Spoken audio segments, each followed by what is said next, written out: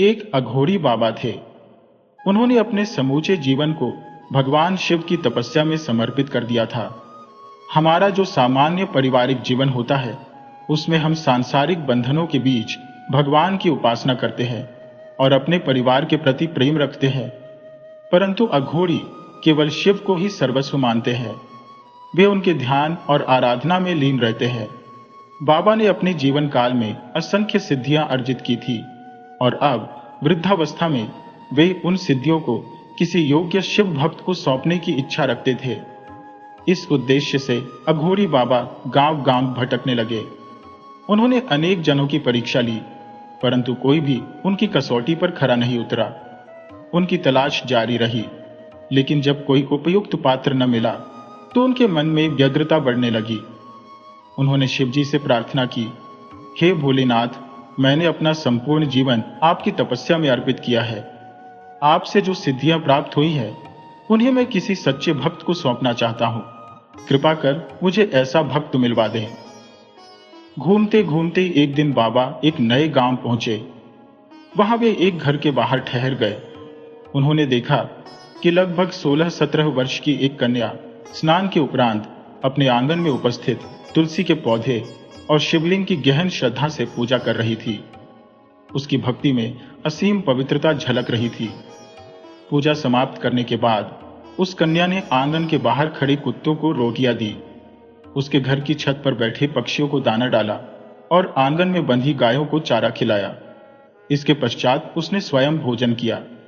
उस कन्या का ऐसा व्यवस्थित और दयालु व्यवहार देखकर अघोरी बाबा चकित हो गए। वे प्रसन्नचित होकर खड़े खड़े उसे एकटक निहारने लगे। अब अघोरी बाबा के हृदय में एक अनूठी प्रसन्नता का उदय हुआ। उन्होंने मन ही मन भोलेनाथ का आभार व्यक्त किया, मानो वर्षों की उनकी तलाश अब पूर्ण हो चुकी हो। उस कन्या के आचरण को देखकर बाबा के विचारों में यह स्पष्ट हो गया कि वह गांव में रहते हुए भी अत्यंत सात्विक और निर्मल जीवन जी रही है। उसकी भक्ति और श्रद्धा में कोई दिखावा नहीं था। उसके भोलेनाथ के प्रति अगाध प्रेम और अटूट समर्पण को देखकर बाबा निश्चिंत हो गए। अघोरी बाबा उसी स्थान पर बैठकर प्रतीक्षा करने लगे कि कब वह कन्या घर से बाहर आएगी। उन्होंने अपने तपोबल के माध्यम से यह भी जान लिया कि उस कन्या के परिवार में केवल वह और उसकी मां ही रहती है। कुछ समय पश्चात जब वह कन्या घर से बाहर निकली, तो उसने द्वार पर बैठे बाबा को देखा। वह तुरंत उनके समीप आई, हाथ जोड़कर विनम्रता से प्रणाम किया और पूछा, बाबा, आप यहां कैसे पधारे? बताइए, मैं आपकी क्या सेवा कर सकती हूं? अघोरी बाबा ने उसे स्नेहपूर्ण आशीर्वाद देते हुए कहा, बेटी, मैंने तुमसे बड़ी अपेक्षाएं रखी है, पर मेरी सेवा करना कोई साधारण कार्य नहीं है। कन्या ने आदरपूर्वक उत्तर दिया, बाबा, आप अपनी बात कहिए, जो भी मुझसे संभव होगा मैं अवश्य करूंगी। तब अघोरी बाबा ने अपनी उपस्थिति और उद्देश्य को स्पष्ट किया। उन्होंने कहा, बेटी, मैं एक अघोरी हूं और भोलेनाथ का उपासक हूं। मेरा जीवन अब अपने अंतिम पड़ाव पर है। मैंने वर्षों तक कठोर तपस्या कर भगवान शिव से अनेक दिव्य सिद्धियां प्राप्त की हैं। अब मेरा दायित्व है कि इन सिद्धियों को किसी योग्य, सच्चे और शिव के परम भक्त को सौंप दूं। मैं लंबे समय से ऐसे व्यक्ति की तलाश में भटक रहा था जो इन सिद्धियों का सदुपयोग कर सके। हालांकि कई लोगों की परीक्षा ली, पर कोई भी योग्य नहीं निकला। मुझे एक ऐसे शुद्ध और पवित्र आत्मा की आवश्यकता थी जो निष्कपट और भोलेनाथ की अनन्य भक्त हो। जब मैं इस गांव में पहुंचा और तुम्हें बड़े मनोयोग से भोलेनाथ का पूजन करते देखा, उसके बाद तुम्हारा पशु पक्षियों को भोजन कराना और फिर स्वयं भोजन ग्रहण करना, इन सब ने मुझे यह आभास दिया कि तुम वही भक्त हो जिसकी मुझे तलाश थी। बेटी, मुझे विश्वास है कि तुम इन सिद्धियों का उचित उपयोग कर लोक कल्याण करोगी। अब मेरा जीवन उद्देश्य पूर्ण हो सकेगा। अघोरी बाबा की बातें सुनकर कन्या ने अपनी श्रद्धा से हाथ जोड़कर उन्हें प्रणाम किया और विनम्रता से कहा, बाबा, यह तो मेरे लिए परम सौभाग्य की बात है कि आपने मुझे इस योग्य समझा। अघोरी बाबा गंभीर स्वर में बोले, बेटी, यह कार्य उतना सरल नहीं है जितना प्रतीत होता है। इसके लिए कठिनतम परीक्षाओं और बाधाओं का सामना करना होगा। जीवन को कांटों पर चलने जैसा बना देगा यह मार्ग। क्या तुम इसके लिए तैयार हो? कन्या ने दृढ़ता और निश्चय के साथ उत्तर दिया, बाबा, अगर आपके आदर और सेवा के लिए मुझे अग्नि में जलना पड़े या कांटों पर चलना पड़े तो मैं वह भी करूंगी। शायद यही मेरी भक्ति की सच्ची कसौटी होगी। उनकी बातचीत चल ही रही थी कि कन्या की मां वहां आ पहुंची। उसने उनकी पूरी बातचीत सुन ली। मां ने चिंतित स्वर में अघोरी बाबा से कहा, बाबा, क्षमा करें, पर मैं आप पर कैसे विश्वास कर लूं? आप सच में अघोरी हैं या भोलेनाथ के सच्चे भक्त? यह साबित करना आसान नहीं है। मैं अपनी बेटी को किसी ऐसी कठिनाई में नहीं डाल सकती जो उसके जीवन को कष्टों से भर दे। हर मां अपने बच्चे को सुरक्षित और खुश देखना चाहती है। मेरी ममता मुझे इसकी अनुमति नहीं देती। अघोरी बाबा ने शांत स्वर में उत्तर दिया, माता, तुम्हारी चिंता स्वाभाविक है। मैं तुम्हारी भावनाओं को समझता हूं। तुम्हारी बेटी को कोई हानि नहीं होगी। लेकिन यदि तुम्हें मुझ पर विश्वास नहीं है तो मैं तुम्हें अपने तप और सिद्धियों का प्रमाण देता हूं। इसके बाद बाबा ने पास ही बैठे एक कुत्ते की ओर इशारा करते हुए कहा, माता, इस कुत्ते को ध्यान से देखो। यह अभी रोटी खा रहा है, परंतु मैं देख रहा हूं कि कुछ ही क्षणों में यह मृत्यु को प्राप्त होगा। मां को उनकी इस बात पर तनिक भी विश्वास नहीं हुआ। उन्होंने सोचा, ऐसा कैसे संभव है कि कोई किसी की मृत्यु की भविष्यवाणी कर सके? उन्हें अघोरी बाबा की शक्ति का अनुमान नहीं था। कुछ ही क्षण बाद कुत्ता रोटी खाकर इधर उधर घूमने लगा। अचानक वह दूसरे कुत्ते के पीछे दौड़ते हुए एक बड़े पत्थर से टकरा गया और तुरंत ही उसकी मृत्यु हो गई। यह दृश्य देखकर कन्या की मां स्तब्ध रह गई। वह तुरंत अघोरी बाबा के चरणों में गिर पड़ी और हाथ जोड़कर क्षमा मांगते हुए बोली, बाबा, मुझसे अनजाने में बहुत बड़ी भूल हो गई। कृपया मुझे क्षमा करें। अघोरी बाबा ने उसे उठाते हुए कहा, माता, तुम अपनी जगह बिल्कुल सही थी। इस युग में किसी अनजान पर जल्दी विश्वास करना उचित नहीं है। संदेह करना स्वाभाविक है, परंतु प्रियजनों की परीक्षा लेना अनुचित है। तब वह कन्या की मां अघोरी बाबा से प्रश्न करती है, बाबा, मेरी बेटी को अपनी भक्ति की परीक्षा देने के लिए क्या करना होगा? अघोरी बाबा एक गहन मौन धारण करते हैं और फिर गंभीर स्वर में कहते हैं, माता, यह अत्यंत कठिन कार्य है। तुम्हारी कन्या का विवाह अगले महीने अचानक होगा। यह रिश्ता अप्रत्याशित रूप से आएगा। मैंने इसे अपने तपोबल से स्पष्ट रूप से देखा है, परंतु विवाह के उपरांत इसके वैवाहिक जीवन में अनेक कठिनाइयां उत्पन्न होंगी, क्योंकि यह विवाह उसकी परीक्षा का एक भाग बनेगा। यह सुनकर मां जहां प्रसन्न होती है कि उनकी बेटी का विवाह सुनिश्चित है, वहीं वह बाबा की बातों से भयभीत भी हो जाती है। परंतु उस कन्या के चेहरे पर कोई चिंता नहीं होती। वह पूर्ण विश्वास से कहती है, बाबा, आप मुझे बताइए कि मुझे क्या करना होगा। मैं अपने भोलेनाथ और आपकी सेवा के लिए किसी भी प्रकार की कठिनाई सहने को तत्पर हूं। चाहे मेरे जीवन में कितने भी दुख आए, मैं सब सह लूंगी। ये अडिग संकल्प सुनकर अघोरी बाबा अत्यंत प्रसन्न होते हैं। वह कहते हैं, बेटी, यह मार्ग अत्यंत कठोर है। विवाह के बाद तुम्हें 21 दिनों तक अविवाहित सा जीवन व्यतीत करना होगा। इन दिनों में हर रात ठीक 12 बजे श्मशान घाट जाना होगा, जहां नदी के किनारे एक शव मिलेगा। उस शव के पास बैठकर तुम्हें 1 घंटे तक AUM नमः शिवाय का जाप करना होगा। यह साधना बिना रुके लगातार 21 दिन करनी होगी। जब यह पूरी हो जाएगी, तब मेरी सारी सिद्धियां तुम्हारे भीतर समाहित हो जाएंगी। इससे न केवल तुम्हारा वैवाहिक जीवन सुखद होगा, बल्कि तुम्हारे पति की आयु भी लंबी होगी और तुम्हारा परिवार खुशहाल रहेगा। ये कहकर अघोरी बाबा वहां से चले जाते हैं। समय बीतता है और जैसे उन्होंने कहा था, वैसे ही उस कन्या के लिए एक अप्रत्याशित रूप से सुंदर रिश्ता आता है। लड़के वाली कन्या को देखते ही उसे स्वीकार कर लेते हैं और कुछ ही दिनों में विवाह संपन्न हो जाता है।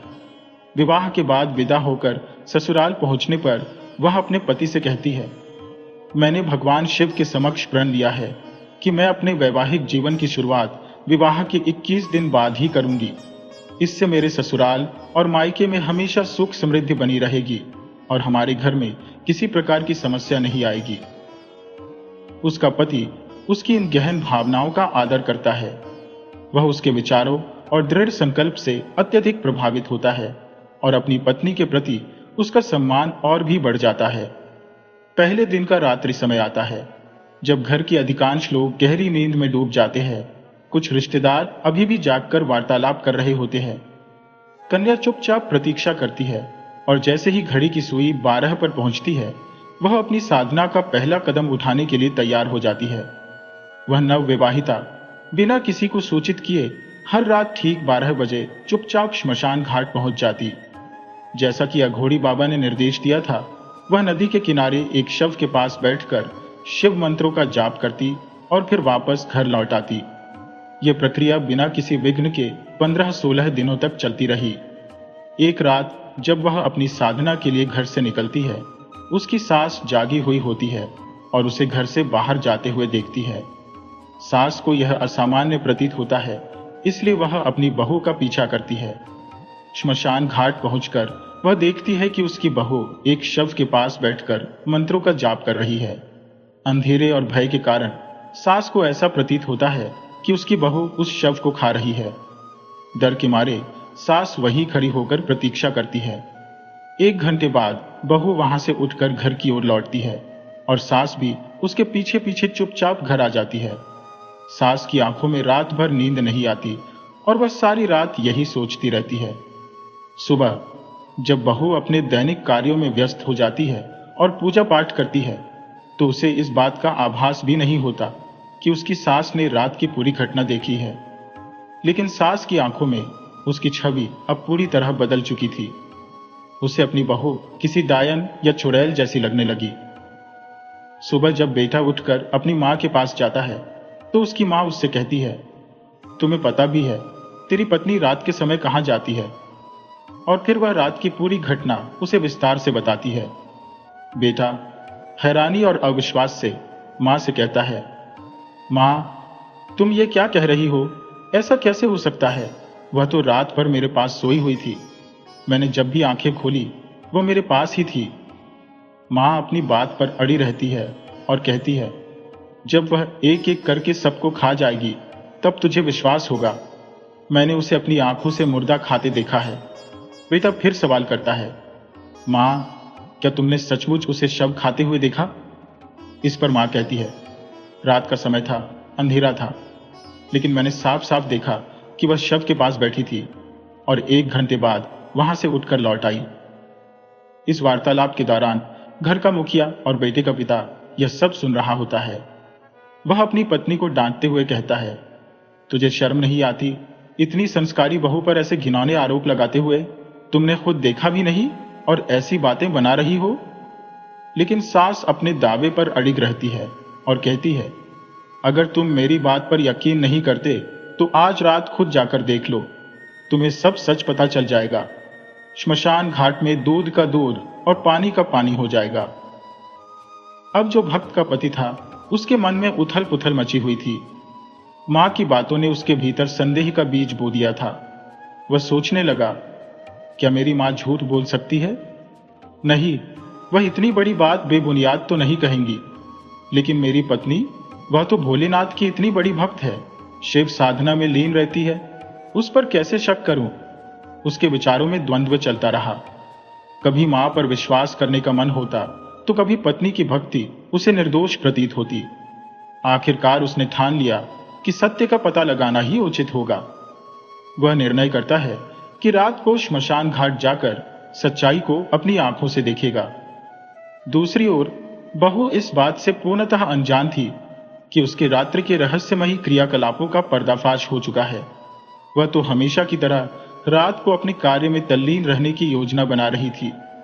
जब रात के 12 बजे घर के सभी लोग सोने का नाटक करने लगे, तो बहू चुपचाप श्मशान घाट की ओर चल पड़ी। पर इस बार उसके पीछे उसका पति भी दबे पांव उसका पीछा करता रहा। श्मशान घाट पहुंचने पर बहू ने हमेशा की तरह एक शव के पास बैठकर शिव मंत्रों का जाप आरंभ कर दिया।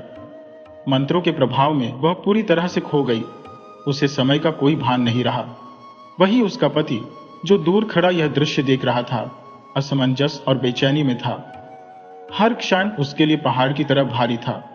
वह सोच रहा था, क्या यह सचमुच वही कर रही है जो मां ने कहा था, या मेरा भ्रम है? जब बहू ने अपनी साधना समाप्त की तो वह घर की ओर लौट गई। उसे यह पता नहीं था कि उसके पति ने उसका पीछा किया है। घर पहुंचकर उसने देखा कि उसका पति बिस्तर पर नहीं था। यह देखकर वह विचलित हो गई। मन में शंका उठने लगी, क्या उसे कुछ पता चल गया है? कुछ देर बाद उसका पति वापस आया। उसने बहू के सवाल पर बहाना बनाते हुए कहा, मैं पानी पीने गया था, और फिर चुपचाप बिस्तर पर लेट गया। लेकिन उसे नींद कहाँ आने वाली थी? वह केवल सोने का नाटक करता रहा। सुबह पति अपनी मां के पास गया और कहा, मां, तुम सही कह रही थी, वह सचमुच श्मशान घाट जाती है, लेकिन मुझे अभी भी समझ नहीं आ रहा कि वह क्या करती है।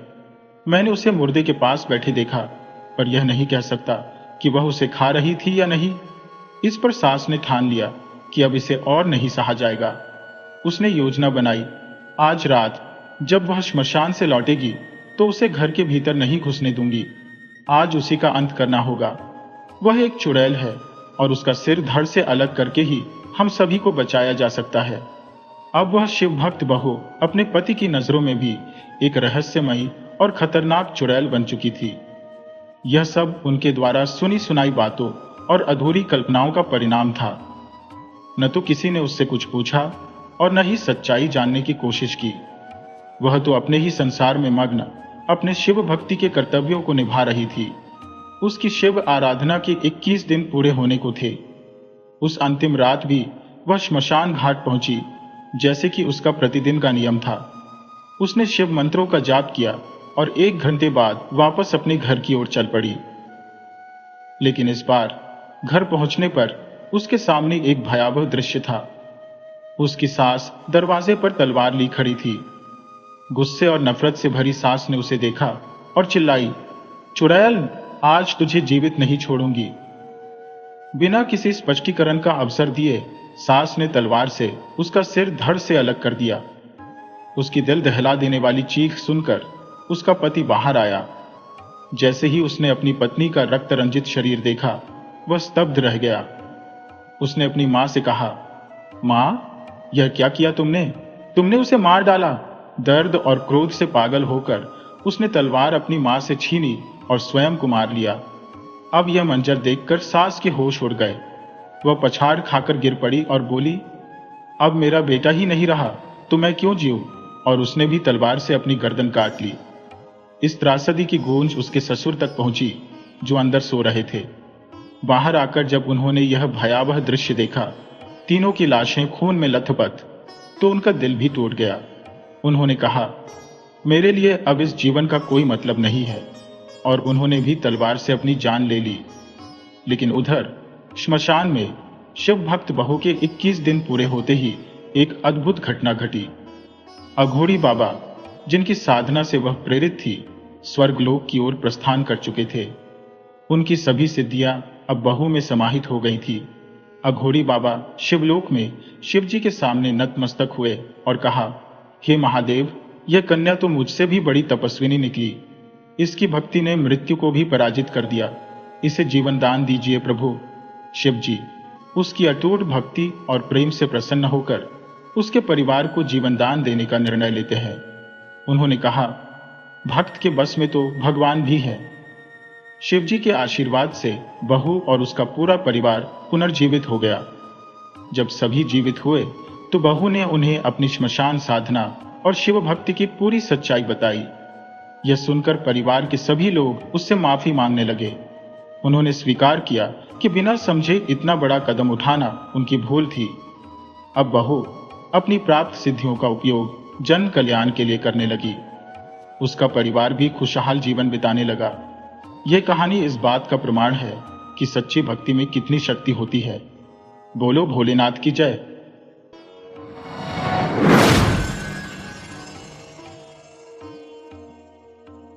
सड़क पर एक सैनिक आ रहा था। दाएं बाएं, दाएं बाएं। उसकी पीठ पर एक झोला और कमर में तलवार थी। वह लड़ाई पर गया हुआ था और अब घर लौट रहा था। सड़क पर उसे एक जादूगरनी मिली। वह बड़ी बदसूरत थी। उसका नीचे का होंठ छाती तक लटक रहा था। वह बोली, शुभ संध्या। युवक सैनिक, तुम्हारी तलवार बहुत सुंदर है और तुम्हारा झोला खूब बड़ा है। तुम सच्चे सैनिक दिखते हो। मैं तुम्हें जितना चाहोगे उतना धन दूंगी। सैनिक ने जवाब दिया, धन्यवाद बूढ़ी जादूगरनी। जादूगरनी ने उस पेड़ की तरफ इशारा किया जहां वे खड़े थे और कहा, तुम वह बड़ा पेड़ देख रहे हो? उसका तना खोखला है। तुम पेड़ पर चढ़कर उस छेद में घुस जाना और अंदर ही अंदर फिसलते हुए नीचे उतर जाना। मैं तुम्हारी कमर से एक रस्सी बांधकर ऊपर पकड़े रहूंगी। जब तुम मुझे बुलाओगे तो मैं तुम्हें वापस ऊपर खींच लूंगी। सैनिक ने पूछा, मुझे पेड़ के अंदर नीचे जाकर क्या करना है? जादूगरनी बोली, पैसे लाना, और हंस पड़ी। अब मेरी बात सुनो। जब तुम बिल्कुल नीचे पहुंचोगे तो वहां एक बड़ा गलियारा होगा। वहां 100 लैंप जलते होने के कारण तुम्हें सब कुछ साफ दिखेगा। तुम्हें 3 दरवाजे मिलेंगे। तुम सबको खोल सकोगे क्योंकि उनके तालों में चाबी लगी होगी। पहले में जाना, कमरे के बीच में एक अलमारी के ऊपर तुम्हें एक कुत्ता दिखाई देगा जिसकी आंखें प्याले जितनी बड़ी होंगी। पर उससे घबराना मत। मैं तुम्हें अपना नीला चारखाने का कपड़ा गी, उसे फर्श पर बिछाना, कुत्ते को उसके ऊपर बिठाना, फिर वह तुम्हें कोई नुकसान नहीं पहुंचाएगा। इसके बाद अलमारी खोलना, उसमें तांबे के सिक्के होंगे, जितने चाहो निकाल लेना। अगर तुम्हें चांदी के सिक्के चाहिए तो उससे अगले कमरे में जाना। वहां तुम्हें दूसरा कुत्ता मिलेगा। उसकी आंखें चक्की के पाटों जैसी होंगी, पर तुम उससे भी मत डरना। उसे भी कपड़े पर बिठाकर जितना चाहो धन ले लेना। अगर तुम सोना चाहोगे तो वह भी मिल सकता है। वह तीसरे कमरे में होगा। उस कुत्ते को देखने तक इंतजार करो। उसकी आंखें शहर के गोल टॉवर जितनी बड़ी है, पर तुम चिंता मत करना। उसे मेरे कपड़े पर बिठाकर जितना चाहो सोना ले लेना। सैनिक बोला, यह तो बहुत अच्छा है, पर बूढ़ी जादूगरनी, मुझे तुम्हारे लिए क्या करना होगा? मैं सोचता हूं तुम्हें भी तो कुछ चाहिएगा। बूढ़ी जादूगरनी ने जवाब दिया, नहीं, मुझे एक सिक्का भी नहीं चाहिए। मेरे लिए तो सिर्फ वह चकमक डिबिया ले आना जो मेरी दादी पिछली बार वहां भूल गई थी। सैनिक ने कहा, मैं तैयार हूं, मेरी कमर में रस्सी बांधो। जादूगरनी ने रस्सी बांधते हुए कहा, यह लो मेरा चारखाने का कपड़ा। सैनिक पेड़ पर चढ़ा, छेद में से फिसला और गलियारे में पहुंच गया। वहां 100 से ज्यादा लैंप जल रहे थे। उसने पहला दरवाजा खोला। ओह, वहां चाय के प्याले जैसी बड़ी आंखों वाला कुत्ता बैठा उसे घूर रहा था। कुत्ते को जादूगरनी के कपड़े पर बिठाता हुआ वह बोला, तुम सुंदर हो। उसने अपनी जेबों में तांबे के सिक्के भरे, तिजोरी बंद की, कुत्ते को वापस उसी जगह बिठा दिया। फिर वह दूसरे कमरे में गया। आहा, वहां चक्की के पाट जैसी बड़ी आंखों वाला कुत्ता बैठा था। सैनिक ने खुशमिजाजी से कहा, मुझे ऐसे मत देखते रहो, यह अच्छी बात नहीं है और तुम्हारी आंखें खराब हो जाएंगी। उसने कुत्ते को जादूगरनी के कपड़े पर बिठाया और तिजोरी खोली। चांदी के सिक्के दिखने पर उसने तांबे के सिक्के निकालकर जेबें और झोला चांदी के सिक्कों से भर लिया। अब वह तीसरे कमरे में गया। वह कुत्ता इतना बड़ा था कि किसी को भी, यहां तक कि एक सैनिक को भी डरा सकता था। उसकी गोल टॉवर जितनी आंखें पहियों की तरह घूमती थी। सैनिक ने बड़ी नरमाई से कहा, शुभ संध्या, और अपनी टोपी उतार ली, क्योंकि उसने ऐसा कुत्ता कभी देखा नहीं था। कुछ देर तक वह खड़ा हुआ, उसे देखता ही रहा, फिर अपने आप से बोला, काफी हो गया। उसने कुत्ते को उठाकर जादूगरनी के कपड़े पर बिठाया और तिजोरी खोली। वह चिल्लाया, हे भगवान, मुझे बचाओ। वहां इतना सोना था कि पूरा शहर खरीदा जा सकता था। दुनिया भर के सोट वाली मीठी रोटी के आदमी, झूलने वाले घोड़े, टीन के सैनिक खरीदे जा सकते थे। सैनिक ने जल्दी जल्दी अपनी जेबें और झोला खाली किया और सोने के सिक्के भर लिए। यही नहीं, उसने अपने जूतों तथा टोपी को भी भर लिया। फिर उसने कुत्ते को वापस तिजोरी पर रखा, दरवाजा बंद किया और खोखले पैर में से आवाज दी, बूढ़ी जादूगरनी, मुझे ऊपर खींच लो। उसने ऊपर से पूछा, चकमक डिबिया ले ली? सैनिक ने ईमानदारी से कहा, मैं भूल गया था। वह वापस गया और डिबिया ले आया। जादूगरनी ने उसे ऊपर खींच लिया। वह वापस सड़क पर पहुंच गया था, पर अब उसकी जेबें, झोला, टोपी, जूते सब सोने से भरे थे। अब वह दूसरी तरह सोच रहा था। वह बोला, तुम्हें यह चकमक डिबिया क्यों चाहिए? जादूगरनी ने गुस्से से कहा, तुम्हें इससे क्या? तुम्हें धन मिल गया, तुम अपना काम करो, मुझे डिबिया दे दो। सैनिक ने कहा, मुझे फौरन बताओ कि तुम उससे क्या करोगी, नहीं तो मैं तलवार से तुम्हारा सिर उड़ा दूंगा। जादूगरनी ने सख्ती से कहा, नहीं बताऊंगी। पर उससे गलती हो गई, क्योंकि सैनिक ने सचमुच उसका सिर काट दिया और वह मर गई। सैनिक ने उसके कपड़े में सारा सोना बांधा और कंधे पर लाद लिया। फिर डिबिया जेब में रखी और शहर की तरफ चल दिया। शहर अच्छा था। सैनिक सबसे बढ़िया सराय में गया। वहां उसने सबसे बढ़िया कमरा मांगा, फिर अपनी पसंद का बढ़िया खाना खाया, क्योंकि अब उसके पास इतना पैसा था कि वह अमीर कहां जा सकता था। उसके जूतों पर पॉलिश करने वाले नौकर को बड़ा ताज्जुब हुआ कि इतने पैसे वाले आदमी के ऐसे घिसे हुए जूते हैं। पर सैनिक को अभी खरीदारी करने का वक्त ही नहीं था। अगले दिन उसने अपने पैसों के हिसाब से अपने लिए कपड़े और जूते खरीदे। अब वह एक बड़ा आदमी बन गया। लोग उसे अपने शहर और राजा तथा उसकी सुंदर बेटी के बारे में बताने को बेचैन थे। सैनिक ने कहा, मैं उसे देखना चाहूंगा। शहर वालों ने बताया, उसे कोई नहीं देख सकता। वह एक तांबे के किले में रहती है, जिसके चारों तरफ दीवारें, बुर्ज और खाई है। राजा किसी को वहां नहीं जाने देता, क्योंकि यह भविष्यवाणी की गई है कि वह एक मामूली सैनिक से शादी करेगी, और राजा यह नहीं चाहता। सैनिक सोच रहा था कि काश मैं उसे देख पाता, पर यह सोचा भी नहीं जा सकता था। वह हंसी खुशी रह रहा था, थिएटर देखने जाता था। उसने एक गाड़ी खरीद ली थी ताकि राजा के बगीचे में चक्कर लगा सके। वह गरीबों को खूब पैसे बांटता था, क्योंकि उसे याद था कि जेल में पैसे ना हो तो कैसा लगता है। वह पैसे वाला था, अच्छे कपड़े पहनता था, और इसलिए उसके बहुत से दोस्त थे। वे सब कहते थे कि वह सच्चा सिपाही है और बहुत दयालु है। उसे अपनी तारीफ सुननी बहुत अच्छी लगती थी, पर क्योंकि वह रोज खर्च करता था और मिलते नहीं थे, तो जल्दी ही उसके पास सिर्फ 2 तांबे के सिक्के बचे। उसे नीचे के सुंदर कमरे से ऊपर दुछत्ती के छोटे से कमरे में जाना पड़ा। अब वह खुद अपने जूते पॉलिश करता था और बड़ी सुई से उनकी मरम्मत करता था। उसका कोई दोस्त उससे मिलने नहीं आता था। वे कहते थे कि उसके पास पहुंचने के लिए बहुत सीढ़ियां चढ़नी पड़ती है। एक शाम को बहुत अंधेरा था। वह एक मोमबत्ती भी नहीं खरीद सकता था। अचानक उसे चकमक डिबिया याद आई, जिसमें एक छोटी मोमबत्ती पड़ी थी। उसने डिबिया में से मोमबत्ती निकाली, फिर चकमक को रगड़ा। उसमें से एक चमक निकली और दरवाजे से चाय के प्याले जैसी बड़ी आंखों वाला कुत्ता आ गया। कुत्ते ने पूछा, मेरे मालिक, आपका क्या हुक्म है? सैनिक बोला, ये क्या? यह चकमक डिबिया तो बड़ी मजेदार है। क्या मैं जो चाहूं वह मिल सकता है? कुछ रुपए लाओ, उसने हुक्म दिया। धन्यवाद। कहने में जितना वक्त लगता है, उससे भी कम वक्त में कुत्ता मुंह में एक बड़ा बोरा लेकर आ गया। उसमें तांबे के सिक्के भरे थे। अब सैनिक समझा कि जादूगरनी इस डिबिया को इतना कीमती क्यों समझ रही थी। एक बार जलाने पर तांबे के सिक्कों की तिजोरी पर बैठने वाला कुत्ता आया, 2 बार रगड़ने पर चांदी के सिक्कों की रखवाली वाला कुत्ता आया, और 3 बार रगड़ने पर सोने के सिक्कों वाला कुत्ता। सैनिक फिर नीचे वाले कमरे में चला गया। बढ़िया कपड़े पहनने लगा। दोस्त आने लगे। पहले की तरह वे फिर उसे याद करने लगे। एक बार दोस्तों के चले जाने के बाद जब वह अकेला बैठा था, तो सोचने लगा, कितने दुख की बात है कि कोई उस सुंदर राजकुमारी को नहीं देख सकता। अगर कोई देख ही ना सके तो उस खूबसूरती का क्या फायदा? क्या उसे हमेशा ऊंची दीवारों और तांबे के किले के बुओं में छिपे रहना होगा? क्या मैं कभी उसे नहीं देख पाऊंगा? मेरी चकमक डिबिया कहाँ है? उसने उसे रगड़ा। चाय के प्यालों जैसी आंखों वाला कुत्ता आया।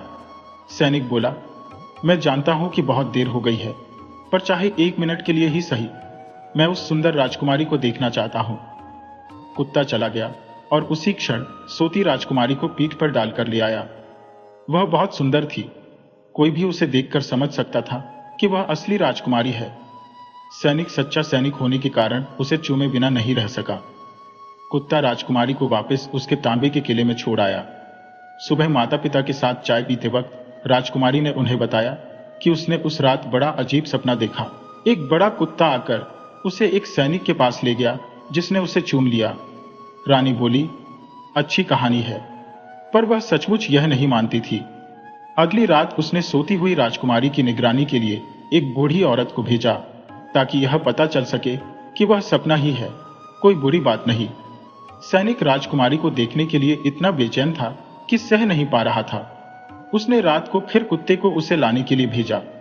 कुत्ता जितनी तेजी से भाग सकता था भागा, पर वह बुढ़िया भी जूते पहने हुए थी। वह पूरा रास्ता पीछे भागती रही। जब उसने कुत्ते को घर में घुसते देखा तो दरवाजे पर चौक से एक निशान बना दिया। उसने सोचा, अब सुबह घर ढूंढना आसान होगा, और घर जाकर सो गई। कुत्ता जब राजकुमारी को किले में पहुंचाकर लौटा तो उसने देखा कि उसके मालिक के दरवाजे पर चौक का निशान है। उसने पूरे शहर के मकानों पर वैसा ही निशान बना दिया। इस होशियारी की वजह से बुढ़िया को सही दरवाजे का पता ही नहीं चल सका, क्योंकि अगले दिन सुबह राजा, रानी, वह बुढ़िया और राजा के अफसर शहर का वह घर ढूंढने निकले जहां राजकुमारी गई थी। पहला दरवाजा देखते ही राजा बोला, यह रहा। रानी ने दूसरा दरवाजा देखकर कहा, नहीं प्रिया, यह है, क्योंकि उसने निशान दूसरे दरवाजे पर देखा था। यह है, वह है। सब एक साथ चिल्ला रहे थे, क्योंकि जहां भी कोई देख रहा था दरवाजों पर वही एक निशान था। आखिर सब हार गए। रानी केवल सोने की गाड़ी में सवारी ही नहीं करती थी, वह बहुत चतुर भी थी। उसने सोने की कैंची निकाली, एक बड़ा सा रेशमी कपड़े का टुकड़ा काटा, उससे एक सुंदर थैला बनाया, उस थैले को कोटू के दानों से भरा और राजकुमारी की कमर से बांध दिया। उस थैले में रानी ने सिर्फ इतना बड़ा छेद किया कि एक बार में कोटू का एक ही दाना गिरे, जिससे पता चल जाए कि कुत्ता राजकुमारी को कहां ले गया था।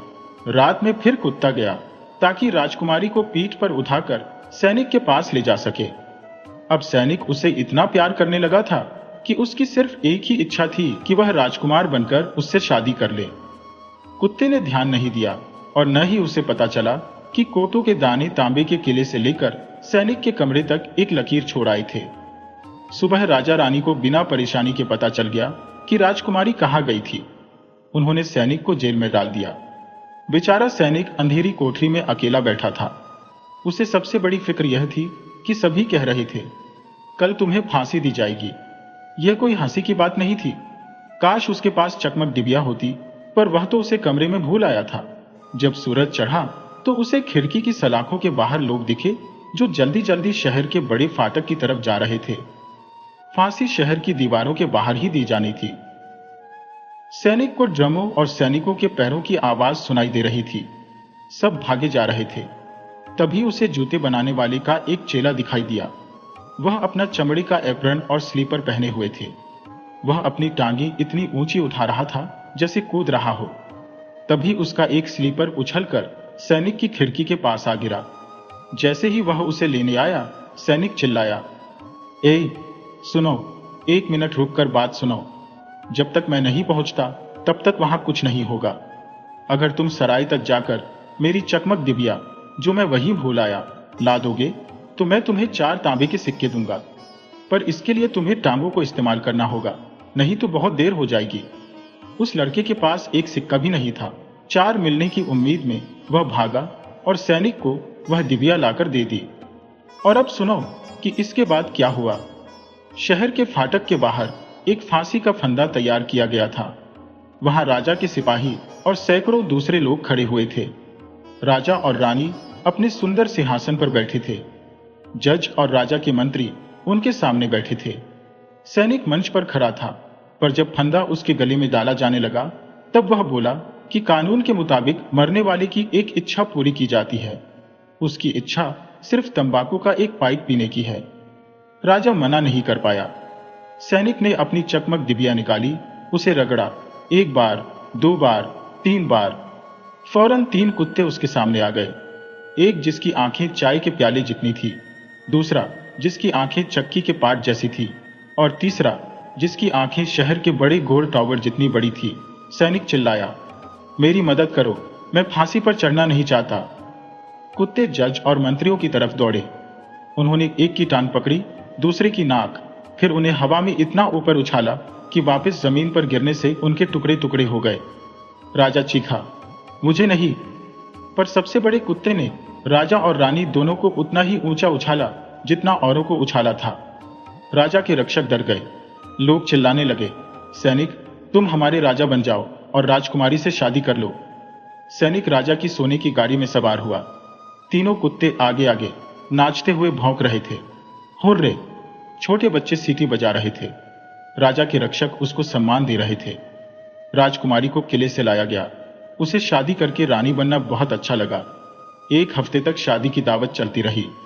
तीनों कुत्ते मेज पर बैठकर लोगों को आंखें दिखाते रहे।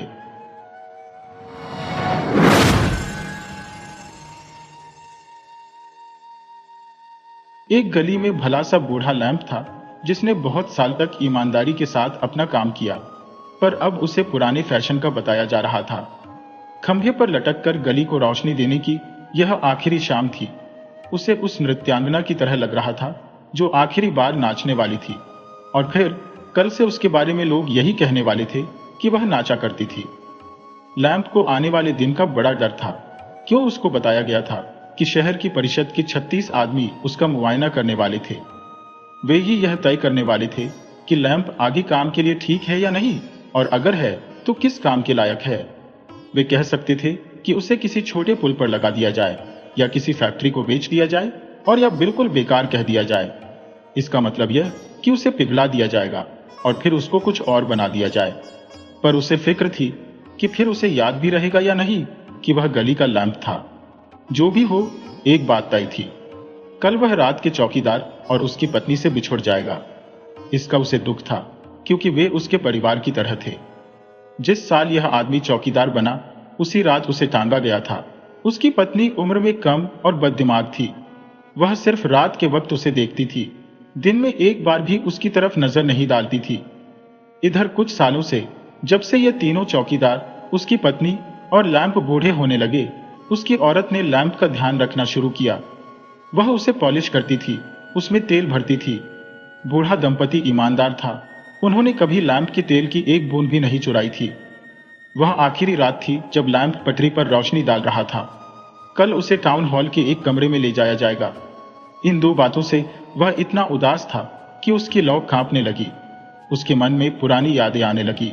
उसने इतने अजीब दृश्यों पर रोशनी डाली थी जितनी वे 36 सदस्य मिलकर भी नहीं देख सकते थे। पर यह बात वह कभी कह नहीं सकता था, क्योंकि वह अधिकारियों की बहुत इज्जत करता था। बूढ़ों को बीती बातें याद करना बहुत अच्छा लगता है। हर बार जब वह कोई बात याद करता तो उसके अंदर की बत्ती तेज हो जाती थी। लैंप ने सोचा, जैसे मैं उन्हें याद करूंगा वैसे ही वे भी मुझे याद करेंगे। बहुत साल पहले मेरे नीचे खड़े हुए एक जवान आदमी ने गुलाबी कागज पर किसी औरत के हाथ का लिखा हुआ एक पत्र खोला। उसने उसे 2 बार पढ़ा, फिर चूमा। फिर उसने मेरी तरफ देखकर कहा, मैं सबसे ज्यादा खुश हूं। उसकी प्रेमिका ने उसे प्यार भरी चिट्ठी लिखी थी। सिर्फ मैं और वही जानते थे। मुझे एक और जोड़ा आंखें याद आ रही है। किसी के विचार कितनी अजीब तरह कूद सकते हैं। किसी का अंतिम संस्कार था। इसी गली में रहने वाली एक जवान और रईस औरत मर गई थी। 4 काले घोड़े मुर्दा ढोने वाली गाड़ी को ले जा रहे थे। ताबूत फूलों से ढंका था। अफसोस करने वाले उसके पीछे हाथों में टॉर्च लिए चल रहे थे। इतनी रोशनी में मेरी रोशनी फीकी पड़ रही थी। पर जब जुलूस चला गया और मुझे लगा कि फिर एक बार गली खाली हो गई है, अचानक मैंने देखा कि ठीक मेरे नीचे खड़ा कोई रो रहा था। मैं अपनी तरफ देखती, उन दुख भरी आंखों को कभी नहीं भूल सकता। लैंप को आखिरी बार चमकते वक्त यह सब बातें याद आ रही थी। जब एक चौकीदार अपनी पारी खत्म करके जाता है तो अपनी जगह आने वाले से कुछ बातें करके जाता है, पर लैंप को यह भी नहीं मालूम था कि उसकी जगह कौन आने वाला है जिससे वह उसे कुछ सलाह दे सके। हवा के बारे में कुछ बताए कि वह किस तरफ से आती है, या चंद्रमा के बारे में कि वह कैसे पटरी पर चमकता है। नीचे नाली में 3 लोग थे जो गली को रोशनी देने वाले की जगह खाली होते ही खुद वहां आना चाहते थे। यह सोचकर कि लैंप ही अपनी जगह आने वाले का चुनाव करेगा, वे उसके सामने अपने को पेश कर रहे थे। पहला तो सड़ी मछली का सिर था, जो जैसा कि सब जानते ही हैं अंधेरे में चमकता है। उसने बताया कि वह जगह उसे मिलने से तेल की बचत होगी। दूसरा सूखा सड़ा लकड़ी का टुकड़ा था, वह भी चमकता है, और उसने खुद बताया था कि वह पुरानी मछली से ज्यादा चमकता है। वैसे भी वह जंगल के गौरवपूर्ण पेड़ का आखिरी टुकड़ा था। तीसरा जुगनू था। बूढ़ी गली के लैंप की समझ में नहीं आ रहा था कि वह कहां से आया था, पर वह भी दूसरों की तरह चमक रहा था। पहले दोनों ने दावा किया कि जुगनू हमेशा नहीं चमकता, सिर्फ द्वारा पड़ने पर ही चमकता है, इसलिए उसे सही नहीं माना जा सकता। गली के बूढ़े लैंप ने उन्हें समझाने की कोशिश की कि उनमें से किसी में भी गली का लैंप बनने लायक रोशनी नहीं थी, पर तीनों में से कोई भी यह मानने को तैयार नहीं था। जब उन्हें बताया गया कि किसी भी हालत में लैंप अपने वारिस को तय नहीं कर सकता, तो वे बोले कि इस खबर से वे खुश थे, क्योंकि सभी मानते थे कि बूढ़ा लैंप इतना बड़ा निर्णय लेने के काबिल नहीं था। वह बुढ़ापे के कारण अक्ल खो बैठा था। उसी वक्त कोने से हवा आई और उसकी टोपी में से सीटी बजाती हुई निकल गई। यह मैं क्या सुन रही हूं कि तुम कल हमें छोड़कर जा रहे हो? क्या आज यहां तुम्हारी आखिरी शाम है?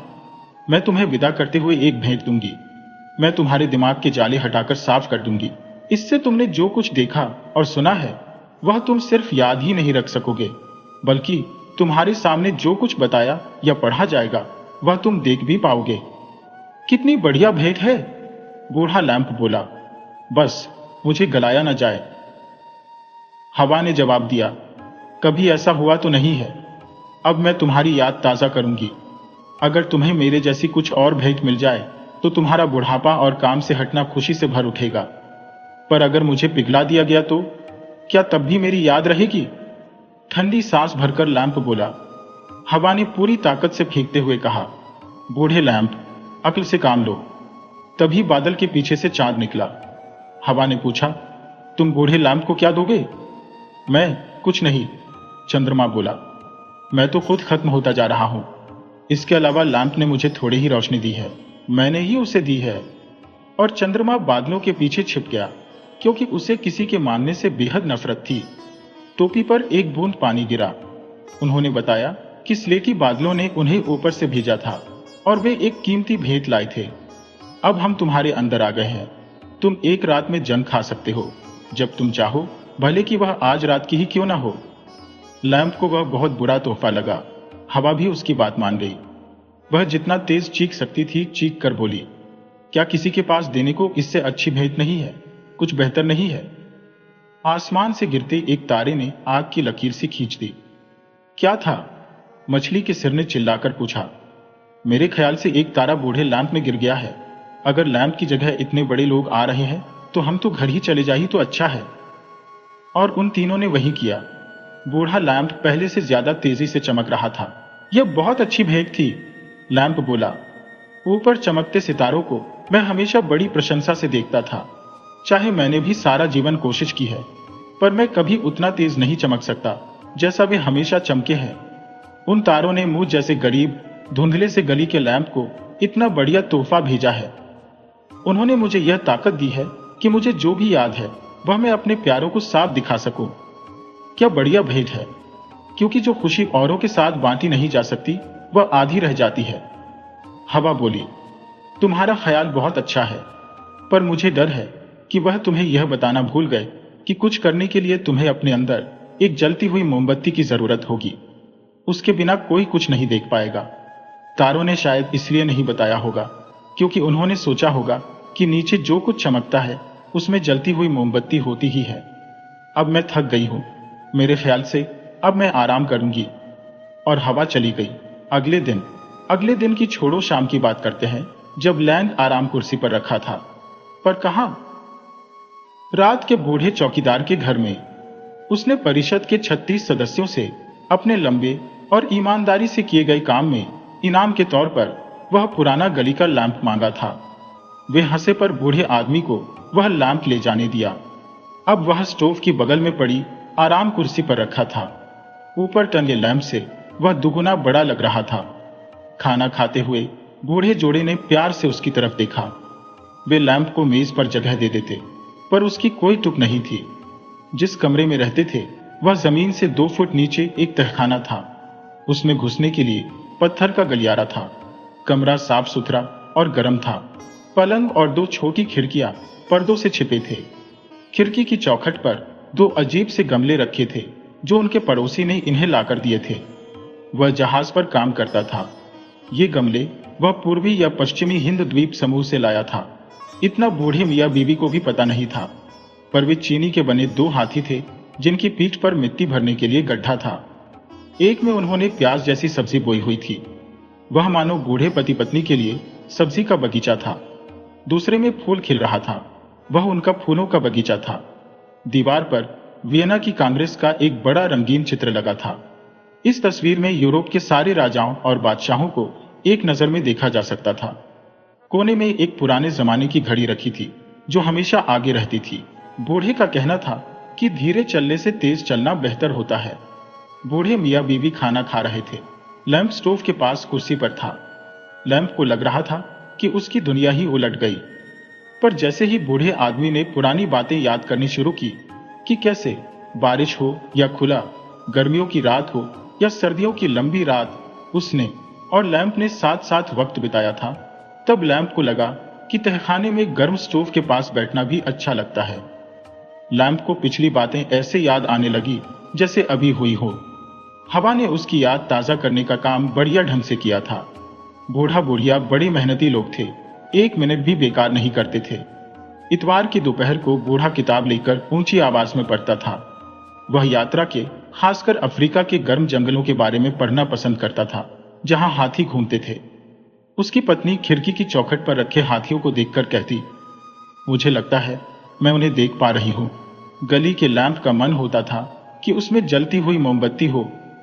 फिर बूढ़ा बुढ़िया भी वह सब देख सकते थे जिनकी वह कल्पना कर सकता था। वह ऊंचे पेड़ देख सकता था जो इतने पास पास थे कि उनकी डालें एक दूसरे में उलझती थी। घुड़सवारी नंगे आदिवासी लोग और हाथियों के झुंड जो अपने बड़े पैरों के नीचे पौधों को कुचलते हुए चलते जाते थे। लैंप ठंडी सांस भरते हुए सोच रहा था, अगर मोमबत्ती ही ना हो तो मेरी इस देन का क्या फायदा। पर ये दोनों तो इतने गरीब हैं कि उन्हें खरीद ही नहीं सकते।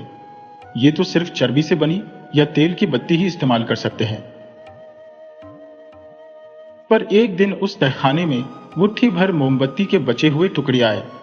दोनों ने बड़े टुकड़े रोशनी के लिए जला लिए, पर उन्हें यह नहीं सूझा कि एक टुकड़ा लैंप में भी रख दें। छोटे टुकड़ों से बुढ़िया ने अपने सिलाई के धागे को मजबूत किया। लैंप को शिकायत थी कि मेरे पास इतनी निराली देन है, मेरे अंदर पूरी दुनिया है, पर मैं इन बूढ़े पति पत्नी को नहीं दिखा सकता। वे नहीं जानते कि मैं उनकी सफेदी वाली दीवारों को बढ़िया कपड़े से सजा सकता हूं। वे बढ़िया घने जंगल देख सकते हैं, वे जो चाहें वही देख सकते हैं, पर हाय, वे यह नहीं जानते। अब लैंप को साफ करके चमकाकर कोने में रख दिया गया था। हर आने जाने वाले की नजर उस पर पड़ती तो ज्यादातर लोग सोचते थे वह कोई पुरानी बेकार की चीज है, पर चौकीदार और उसकी पत्नी सचमुच उसे प्यार करते थे। उस दिन चौकीदार का जन्मदिन था। बुढ़िया ने लैंप के सामने खड़ी होकर कहा, आज उनके लिए तुम्हें भी चमकना होगा। लैंप ने उम्मीद से भरकर सोचा, इन्हें भी अकलाई, अब वे मुझे एक मोमबत्ती देंगे। बुढ़िया ने फिर लैंप में तेल भरा और वह सारी शाम जला। अब लैंप को पक्का विश्वास हो गया कि तारों ने उसे जो भेंट दी थी वह बेकार जाएगी। उसकी बाकी जिंदगी में उसे मिले सारे उपहारों में सबसे अच्छा उपहार छिपे हुए खजाने की तरह बेकार पड़ा रहेगा। उस रात लैंप ने सपना देखा। अगर किसी के भी पास लैंप जैसी देन हो तो वह सपना देख सकता है कि बूढ़ा बुढ़िया मर गए हैं और उसे ढलाई घर में लाने के लिए भेज दिया गया है। वह उतना ही डरा हुआ था जितना उस दिन था जब 36 सदस्य उसका मुआयना करने आए थे। हालांकि उसके पास जंग खाकर धूल में मिलने की ताकत थी, पर उसने उसका इस्तेमाल नहीं किया। उसे गलाया गया, फिर गर्म लोहे से एक सुंदर मोमबत्ती दान बनाया गया, जिसका आकार हाथों में फूल का गुलदस्ता लिए एक परी का था। फूलों के बीच में मोमबत्ती लगाने के लिए एक छेद था। उस मोमबत्ती दान को एक गर्म कमरे में हरे रंग की लिखाई की मेज पर रख दिया गया। उस कमरे में बहुत सी किताबें थी और दीवारों पर चित्र लटके थे। वह एक कवि का कमरा था, जो कुछ सोचकर या कल्पना करता लिखता था। ऐसा लगता था कि उस कमरे में वीरान अंधेरे जंगल, धूप से चमकते नदी के पास के मैदान जहां सारस चलते थे, यहां तक कि लहराते समुद्र पर तैरते जहाज का डेक तक सब कुछ मौजूद था। बूढ़े लैंप ने कहा, मेरे पास भी क्या दिन है, मैं तो गला दिया जाना चाहूंगा। पर नहीं, तब तक नहीं जब तक कि ये बूढ़े बुढ़िया जिंदा है। मैं जैसा हूं वे मुझे वैसे ही प्यार करते हैं। मैं उनके लिए उनके बच्चे की तरह हूं। उन्होंने मुझे चमकाया, मुझे तेल दिया। वे मुझे वियना की कांग्रेस की तस्वीर की तरह इज्जत देते हैं, जबकि वह तस्वीर ऊंचे दर्जे की है।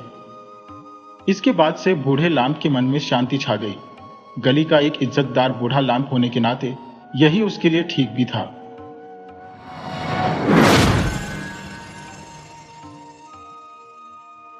एक घना जंगल था। इसमें तरह तरह के जंगली जीव जंतु रहते थे। जंगल 3 ओर से ऊंचे ऊंचे पहाड़ों से घिरा था और एक ओर एक बड़ी नदी बहती थी। पहाड़ बहुत ऊंचे थे और नदी बहुत गहरी और चौड़ी थी। इसे पार करना बहुत कठिन था, इसलिए बाहर का कोई व्यक्ति जंगल के भीतर नहीं पहुंच पाता था। इस जंगल में एक वृद्ध साधु रहता था। वृद्ध साधु के बहुत से शिष्य थे। वृद्ध साधु ने तो जंगल के बाहर की दुनिया देखी थी, लेकिन साधु के शिष्य बाहर की दुनिया से पूरी तरह अनजान थे।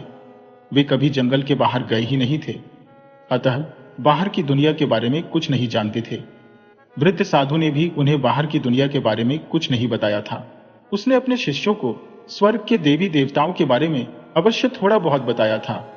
वृद्ध साधु और उसके शिष्यों का अधिकांश समय पूजा पाठ और जप तप में व्यतीत होता था। वे प्रातः काल उठ जाते, नदी किनारे स्नान करते और पूजा पाठ के कामों में लग जाते। भूख लगने पर वे जंगल के फल फूल खाते और नींद आने पर अपनी अपनी कुटियों में जाकर सो जाते। वृद्ध साधु और उसके शिष्यों का यही जीवन था। इसके अलावा उन्हें और कुछ नहीं आता था। घने जंगल के भीतर उत्तर की ओर एक सुंदर तालाब था।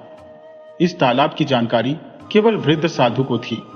उसके शिष्यों को तालाब की कोई जानकारी नहीं थी। वृद्ध साधु ने उन्हें तालाब के बारे में कुछ नहीं बताया था। इतना ही नहीं, वृद्ध साधु ने अपने शिष्यों को उत्तर की ओर न जाने के लिए कठोरता से मना कर दिया था। सभी शिष्य वृद्ध साधु का बड़ा सम्मान करते थे और मन ही मन उससे डरते भी थे। अतः कभी किसी शिष्य ने तालाब की ओर जाने की हिम्मत भी नहीं की। घने जंगल के उत्तर की ओर का तालाब कोई साधारण तालाब नहीं था। यह परीलोक की राजकुमारी सोनापरी का तालाब था। सोनापरी हमेशा पूनम को प्रातः काल अपनी सखियों के साथ आती थी और दिन भर जल क्रीड़ा करती थी। यह जल क्रीड़ा शाम तक चलती रहती थी। रात का अंधेरा होने के पहले ही सोनापरी और उसकी सखियां अपने अपने पंख लगाती और परीलोक लौट जाती। वृद्ध साधु का एक युवा शिष्य हमेशा यह सोचा करता था कि घने जंगल के उत्तर में ऐसा क्या है जो उसके गुरु ने सभी शिष्यों को उधर जाने से मना किया है। एक दिन उसने तय किया कि वह घने जंगल के उत्तर की ओर जाएगा और देखेगा कि वहां क्या है। अगले दिन वह अपने सभी साथियों के पहले उठा और अकेले ही जंगल के उत्तर की ओर चल पड़ा। पूनम का दिन था। युवा शिष्य जिस समय तालाब के किनारे पहुंचा, दोपहर हो रही थी। युवा शिष्य ने तालाब के किनारे जो दृश्य देखा तो देखता ही रह गया। तालाब में सुंदर सुंदर परियां निर्वस्त्र होकर जलक्रीड़ा कर रही थी। युवा शिष्य ने परियां तो दूर अपने जीवन में कभी किसी स्त्री को नहीं देखा था। सुंदर सुंदर परियों को देखकर वह जप तप करना सब भूल गया। वह एक वृक्ष की आड़ में छिपकर शाम तक परियों की जलक्रीड़ा देखता रहा। शाम को परियां तालाब के बाहर निकली। उन्होंने अपने अपने पंख लगाए, वस्त्र पहने और उड़ गईं। युवा शिष्य ठगा सा सब कुछ देखता रहा। युवा शिष्य का अब हमेशा का यह नियम बन गया। वह पूनम के दिन अपने सभी साथियों से पहले सोकर उठता और तालाब के किनारे पहुंच जाता और दिन भर जल परियों की जल क्रीड़ा देखता रहता। धीरे धीरे 5 महीने बीत गए। युवा शिष्य में तीव्र कामेच्छा उत्पन्न होने लगी थी। उसका मन अब जप तप में नहीं लगता था। वह दिन भर परियों के बारे में सोचता रहता था। रात को सपने में उसे जल क्रीड़ा करती हुई परियां दिखाई देती। युवा शिष्य हमेशा बड़ा बेचैन रहता था। उसकी समझ में नहीं आ रहा था कि वह क्या करे। इतने दिनों में उसने परियों के बारे में इतना तो जान लिया था कि परीलोक से आने वाली परियों में एक उनकी राजकुमारी है और बाकी सभी उसकी सखियां हैं। परियों की राजकुमारी अपनी सखियों के साथ हमेशा पूनम को आती थी। एक दिन युवा शिष्य ने निश्चय किया कि वह इस बार परियों की राजकुमारी से बात करेगा। अगले दिन पूनम थी। युवा शिष्य अपने सभी साथियों से पहले उठा और तालाब की ओर चल पड़ा। तालाब के निकट पहुंचकर पहले तो वह परियों की जलक्रीड़ा देखता रहा।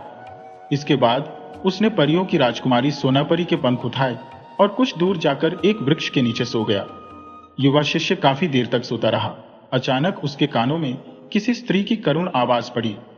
कोई स्त्री रो रो कर कह रही थी, मेरे पंख कहाँ गए? मेरे पंख कौन ले गया? मेरे पंख दे दो। युवा शिष्य उठकर खड़ा हो गया और सोनापरी के निकट आ गया। यह करुण आवाज सोनापरी की ही थी।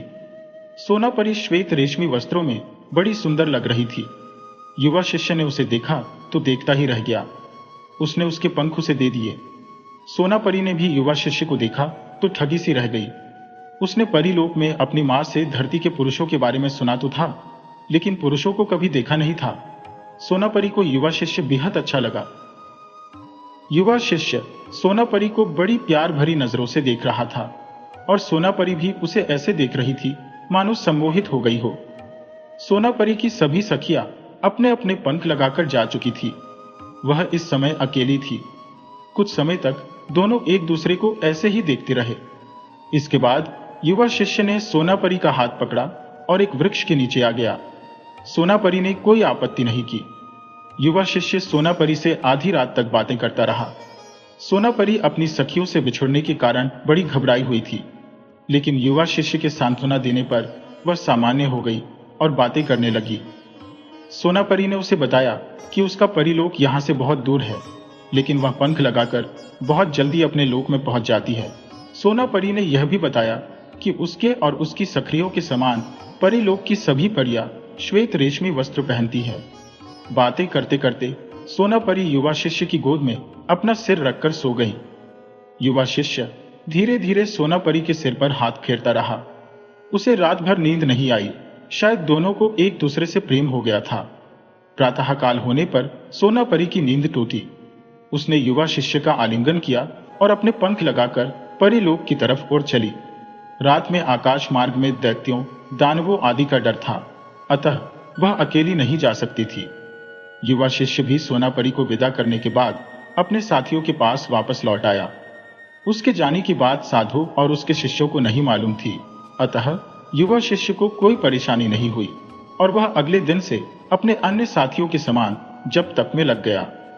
युवा शिष्य अपने साथियों के साथ जप तप करता अवश्य था, लेकिन इसमें उसका मन बिल्कुल नहीं लगता था।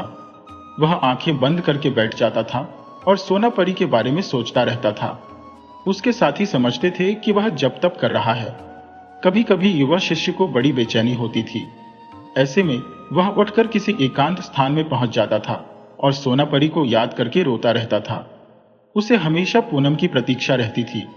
वह हमेशा सोचता रहता था कि किसी तरह पूनम आए और वह अपनी सोनापरी के पास पहुंच जाए। युवा शिष्य पूनम के दिन प्रातःकाल तालाब की ओर चल देता था और दोपहर तक पहुंच जाता था। दिन भर वह सोनापरी के साथ रहता और न जाने क्या क्या बातें करता रहता। सोनापरी भी उसके प्रेम में पूरी तरह दीवानी हो चुकी थी। वह भी परीलोक में हमेशा खोई खोई रहती थी और पूनम की प्रतीक्षा करती रहती थी। पूनम का दिन दोनों के लिए एक दिन की खुशियां लेकर आता था। दोनों पूनम के दिन शाम तक प्रेमालाप करते और रात का अंधेरा होते ही सोनापरी अपनी सखियों के साथ परीलोक लौट जाती थी और युवा शिष्य अपने साथियों के पास आ जाता था। धीरे धीरे एक वर्ष हो गया। युवा शिष्य की स्थिति अब पागलों जैसी हो गई थी। वह दिन भर खोया खोया रहता था। जप तप करना उसने छोड़ दिया था। उसका किसी काम में मन नहीं लगता था। उसके साथियों ने उससे बहुत पूछा, लेकिन उसने किसी को कुछ नहीं बताया। वृद्ध साधु नदी पार करके कुछ दिनों के लिए बाहर गया था, अतः युवा शिष्य की हालत की उसे कोई जानकारी नहीं थी। युवा शिष्य के साथी उसकी स्थिति देखकर परेशान थे। उन्हें बस इतना मालूम था कि युवा शिष्य पूनम के दिन कहीं जाता है। रात में लौटने पर वह खुश रहता है और फिर 2-4 दिन बाद उसकी स्थिति पहले जैसी हो जाती है। युवा शिष्य के सभी साथियों ने मिलकर इस बारे में विचार विमर्श किया और अंत में यह निर्णय लिया कि वे अगली पूनम को युवा शिष्य का चुपचाप पीछा करेंगे और सारी बातें जानने का प्रयास करेंगे। उन्होंने ऐसा ही किया। अगली पूनम को हमेशा की तरह युवा शिष्य कुछ जल्दी उठा और तैयार होकर तालाब की ओर चल पड़ा। उसके साथी पहले से ही तैयार थे। वे कुछ दूरी पर रहकर उसका पीछा करने लगे। दोपहर होने तक सभी लोग तालाब तक आ पहुंचे। युवा शिष्य के साथियों ने तालाब में जो दृश्य देखा तो देखते ही रह गए। निर्वस्त्र परियां तालाब में जल क्रीड़ा कर रही थी। वे अपनी एक सखी के साथ छेड़छाड़ भी कर रही थी। यह परी सबसे सुंदर थी। शायद यह उनकी राजकुमारी थी। युवा शिष्य को देखते ही परियों की राजकुमारी सोनापरी तालाब के बाहर निकली।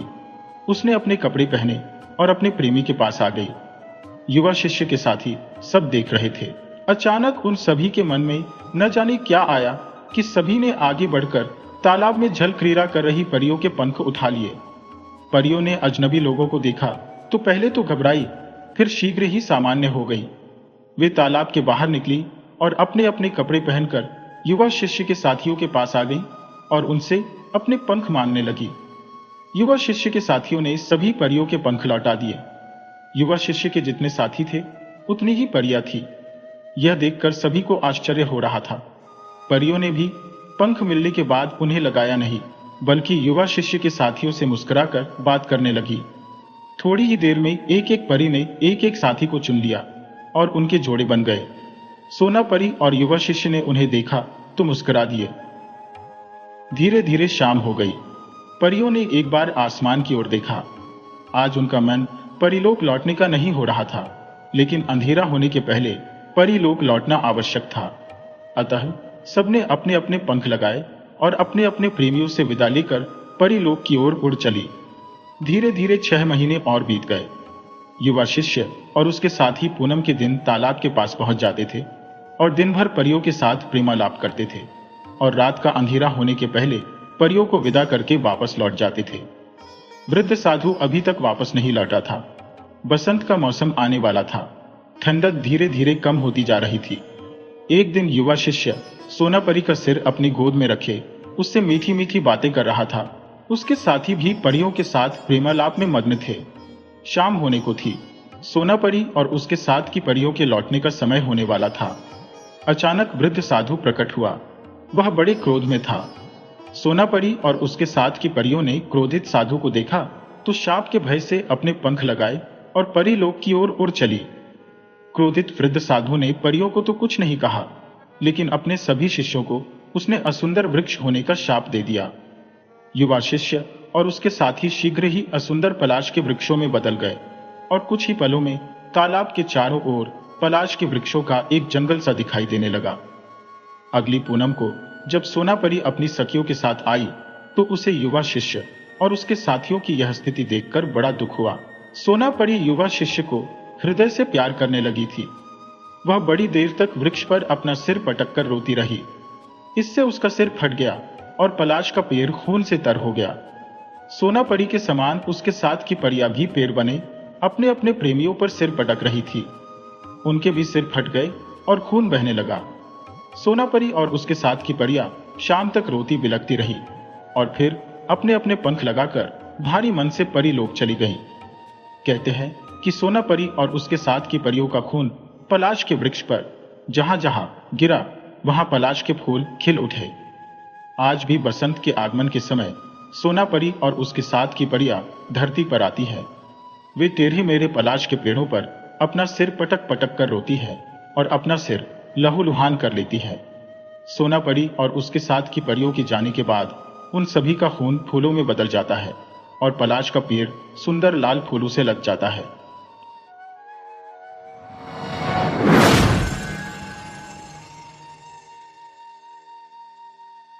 गौरी पुराने धनाढ्य घराने की बड़े लाड प्यार में पली सुंदर लड़की है। उसके पति पारस की हालात पहले बहुत ही गिरी हुई थी, पर अब अपनी कमाई के बूते पर उसने कुछ उन्नति की है। जब तक वह गरीब था तब तक उसके सास ससुर ने इस ख्याल से कि लड़की तकलीफ पाएगी, बहू की विदा नहीं की। गौरी कुछ ज्यादा उम्र में ससुराल आई। शायद इन्हीं कारणों से पारस अपनी सुंदरी युवती स्त्री को संपूर्णतः अपने हाथ की चीज नहीं समझता था और मिजाज में वहम तो उसके बीमारी बनकर समा गया था। पारस पच्छाह के एक छोटे से शहर में वकालत करता है। घर में अपने कुटुंब का कोई न था। अकेली स्त्री के लिए उसका चित्त सदा उद्विग्न बना रहता। बीच बीच में वह अचानक असमय में अदालत से घर चला आता। शुरू शुरू में पति के इस तरह आकस्मिक आगमन का कारण गौरी की कुछ समझ में न आया। बाद में वह क्या समझी सो वही जाने।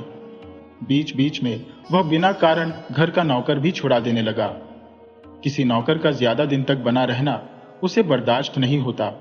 खासकर काम की परेशानी का ख्याल करके गौरी जिस नौकर को रखने के लिए ज्यादा आग्रह करती उसे तो वह फौरन ही निकाल बाहर करता। तेजस्विनी गौरी को इससे जितनी चोट पहुंचती, उसका पति उतना ही चंचल होकर कभी कभी ऐसा विचित्र बर्ताव कर बैठता कि जिसका ठिकाना नहीं। अंत में जब वह अपने को संभाल न सका और दासी को एकांत में बुलाकर उससे तरह तरह के वहम के सवाल करने लगा, तब सब बातें गौरी को भी मालूम होने लगी। अभिमानिनी स्वल्प भाषणी नारी अपमान की चोट खाकर सिंहिनी की तरह भीतर ही भीतर उथलने और घुमाड़ने लगी और इस उन्मत्त संदेह ने दंपत्ति के बीच में पड़कर खंड प्रलय की तरह दोनों को बिल्कुल विच्छिन्न कर दिया। गौरी के आगे अपना गहरा संदेह प्रकट करने के बाद पारस की झिझक और शर्म जब बिल्कुल ही जाती रही, तब वह रोजमर्रा कदम कदम पर साफ साफ संदेह प्रकट करके स्त्री से लड़ने लगा। और गौरी जितनी ही गम खाकर मौन अवज्ञा और पैनी निगाहों के तेज तीरों से नीचे से लेकर ऊपर तक उसके सारे बदन में लहूलुहान करने लगी। उसका संदेह का पागलपन मानो उतना ही बढ़ता चला गया। इस तरह दाम्पत्य सुख से वंचित उस पुत्रहीन तरुणी ने अपना संपूर्ण अंतःकरण धर्म की चर्चा में लगा दिया। हरिभजन सभा के नवीन प्रचारक ब्रह्मचारी परमानंद स्वामी को बुलाकर गौरी ने उनसे दीक्षा मंत्र लिया और भागवत की व्याख्या सुनने लगी।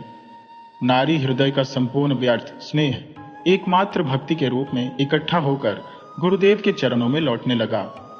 परमानंद के साधु चरित्र के संबंध में किसी को भी कोई संदेह न था।